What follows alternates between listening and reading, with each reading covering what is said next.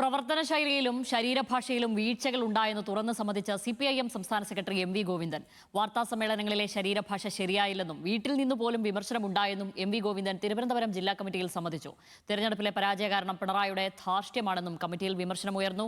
ജില്ലാ നേതൃയോഗങ്ങളിൽ പിണറായിക്കും സിപിഐഎം നേതൃത്വത്തിനുമെതിരായ രൂക്ഷ വിമർശനം തുടരുകയാണ്. കഴിഞ്ഞുപോയത് ന്യൂനപക്ഷ വർഗീയത തിമിർത്താടിയ തിരഞ്ഞെടുപ്പായിരുന്നുവെന്ന് സിപിഐഎം കണ്ണൂർ ജില്ലാ സെക്രട്ടറി കെ രാഗേഷ് ആരോപിച്ചു. സിപിഐഎം ജില്ലാ നേതൃയോഗങ്ങളിൽ ഉയർന്ന അതിരൂക്ഷ വിമർശനങ്ങൾക്ക് പിന്നാലെ വീഴ്ചകൾ തുറന്ന് സമ്മതിക്കുകയാണ് പാർട്ടി സംസ്ഥാന സെക്രട്ടറി എം വി ഗോവിന്ദൻ. വാർത്താ സമ്മേളനങ്ങളിലെ ശരീരഭാഷ ശരിയായില്ലെന്നും വീട്ടിൽ നിന്ന് പോലും വിമർശനമുണ്ടായെന്നും എം വി ഗോവിന്ദൻ തിരുവനന്തപുരം ജില്ലാ കമ്മിറ്റിയിൽ തുറന്നു പറഞ്ഞു. കണ്ണാടിയിൽ നോക്കാറുണ്ടോ എന്ന് മകൻ ചോദിച്ചു. വാർത്താ സമ്മേളനങ്ങൾ വീണ്ടും കണ്ടു നോക്കണമെന്ന് പറഞ്ഞു.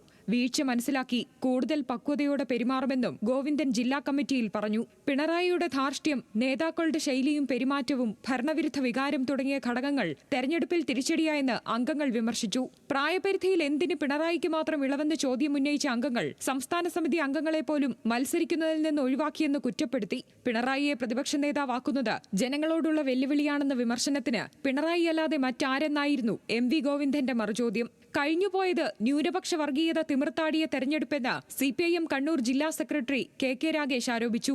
ഇപ്പൊ ന്യൂനപക്ഷ വർഗീയത തിമർത്താടിയ തെരഞ്ഞെടുപ്പായിരുന്നു ഈ തെരഞ്ഞെടുപ്പ്.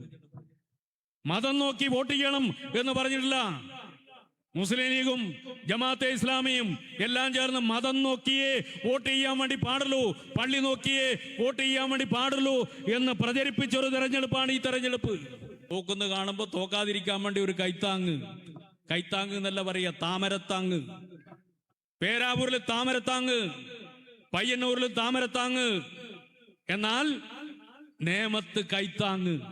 തെരഞ്ഞെടുപ്പിലെ തിരിച്ചടി വിലയിരുത്താൻ ചേരുന്ന ജില്ലാ നേതൃയോഗങ്ങളിൽ മുൻ മുഖ്യമന്ത്രിക്കും പാർട്ടി സംസ്ഥാന സെക്രട്ടറിക്കുമെതിരെ വിമർശനം തുടരുകയാണ്. നേതാക്കളുടെ ശൈലി തെരഞ്ഞെടുപ്പിൽ തിരിച്ചടിയായെന്നും പിണറായി നടത്തിയ പരാമർശങ്ങൾ നിഷ്പക്ഷ വോട്ടർമാരെ എതിരാക്കിയെന്നും മലപ്പുറം ജില്ലാ കമ്മിറ്റിയിൽ വിമർശനമുയർന്നു. തളിപ്പറമ്പിലെ സ്ഥാനാർത്ഥി നിർണയം പ്രവർത്തകരെ നിരാശരാക്കി. വെള്ളാപ്പള്ളിയെ ശക്തമായ ഭാഷയിൽ തള്ളിപ്പറയാതിരുന്നത് തിരിച്ചടിച്ചു.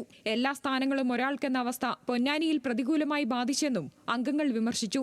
സിപിഐ മണ്ഡലം കമ്മിറ്റികളും തെരഞ്ഞെടുപ്പ് പരാജയം വിലയിരുത്തി. കൊല്ലം ജില്ലയിലെ പരാജയത്തിന് ഉത്തരവാദി സംസ്ഥാന സെക്രട്ടേറിയറ്റാണെന്നാണ് ചാത്തന്നൂരിലെ BJP വിജയം ചൂണ്ടിക്കാട്ടിയുള്ള വിമർശനം. ചാത്തന്നൂരിൽ ആർ രാജേന്ദ്രൻ സ്വീകാര്യനായിരുന്നില്ല. ചടയമംഗലത്ത് ചിഞ്ചുറാണിയുടെ പ്രവർത്തനം സാധാരണ ജനങ്ങളിൽ എത്തിയില്ല. പിണറായി വിജയന്റെ ധാർഷ്ട്യവും പരാജയത്തിന് ഘടകമായെന്നും സിപിഐ കടക്കൽ മണ്ഡലം കമ്മിറ്റിയിൽ വിമർശനമുയർന്നു.